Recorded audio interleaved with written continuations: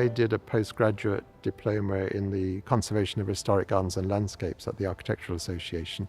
And because I felt it was very important to understand fully the history of gardens, to know your roots, to know how to move forward. My first garden was really a workshop, and I was trying out every plant that you could possibly imagine. I was really seeking out all different combinations, and I hadn't really honed a style at that stage. I just had a very eclectic approach. I'd looked at a lot of English gardens, but I hadn't seen this freer style that they were using in Europe. I found that very exciting. I found it more of a design approach and a more of a philosophical approach, actually. So I really locked into it at that stage. The use of perennials, this new wave of perennials, there is an essential rightness about it. I think it does have a connection with the wider landscape, which I find very appealing.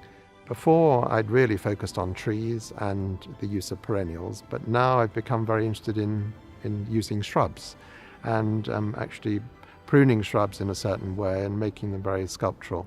I think we're all looking for new ways actually to move on a bit from the perennial movement. I was labelled as a minimalist, and I don't mind that label. I'm very happy about it, and I wrote a book called The Minimalist Garden.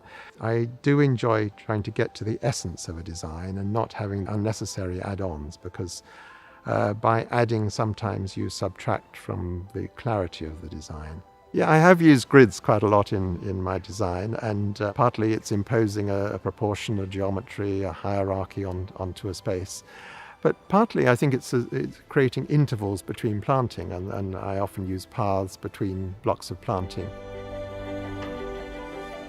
Materials to me make a big impact on the design, the choice of materials, the way you put them together. And I've always learned a lot from specialists, and I think that is a very good way to learn about your craft. Gardens are all about emotions. I think all one can do as a designer is just design with integrity, design really with a passion, really engage with the project.